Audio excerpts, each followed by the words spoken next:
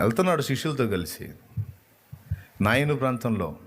కొడుకు చచ్చిపోయి తల్లి ఏడుస్తా పోతుంది. అయ్యా కొడుకా, ఇక నువ్వు పోయావు, నాకు దిక్కేవర్రా నాయనా అని ఏడుచుకుంటా మొత్తుకుంటా గందరగోళం అయిపోతా పోతుంది. ఆళ్ళీళ్ళు పక్కన చేరి, పెద్దమ్మా ఊరుకో, ఏడవాకు, కళ్ళు తిరిగి పడిపోతావు, నేను లేనా నీకు, నేను చూచుకుంటాలే, ఓదార్పు మాటలు మాట్లాడతారు కదా. సమాధి కార్యక్రమం అయిపోతే ఎవడు కనపడ్డు. అప్పటిదాకా నేను చూసుకుంటాలే, నేను లేనా ఏంది, నన్నేంది పరాయి వాళ్ళ లెక్కలో వేసావు ఏంది, నేను లేనా ఏంది ఏంది ఏంది అని అన్నాడు.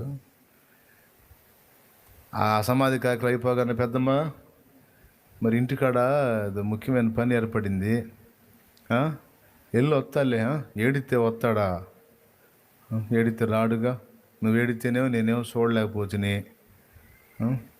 4 రోజులు ఉందాం అనుకున్నా కానీ ఇంటికాడ అర్జెంట్ కబురు వచ్చింది, ఇప్పుడు వెళ్ళాల్సి వచ్చింది, వెళ్ళి 4 రోజుల తర్వాత వస్తాలే, జాగ్రత్త, మళ్ళీ దిగులు వేసుకునేవు, తినాలా నువ్వు,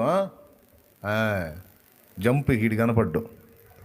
4 రోజులు లేదు, 40 రోజులు లేదు, ఇక మళ్ళీ చూడ్డు. ఇక మళ్ళీ ఎప్పుడు వస్తాడంటే ముసలి చచ్చిపోయినప్పుడు వస్తాడనమాట. నిజం నిజం. కొంతమంది అయితే ఆ మనిషికి ఏమైనా ఆస్తి ఉంటే అప్పుడు వచ్చి దూవుతారు, కాకపడతారు.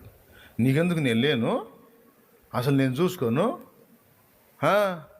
మా అమ్మ కంటే గొప్పదని నువ్వు, మొత్తం నేనే చూసుకుంటాను, నీకెందుకు అంటే 2 ఎకరాల పొలం, పెద్ద ఇల్లు, ఎవరు లేరు, ఇక ఉన్నోడు పోయాడు, ఇక మొత్తం ఆమెను చూసుకుంటే వాడితే. ఈ ముసలి ఎన్ని రోజులు ఉంటుంది, గుట్టుకుమంటది ఏదో జామున.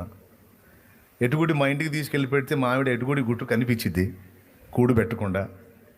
నాకు గట్టి నమ్మకం, ఆ 2 ఎకరాల పొలం, ఆ ఇల్లు అన్నీ బాగుండి బండి సరిగా పట్టాల మీద వెళ్తూ ఉంటే రాసుకొని పూసుకొని ఎంతో ఆప్యాయత ఉంటుంది.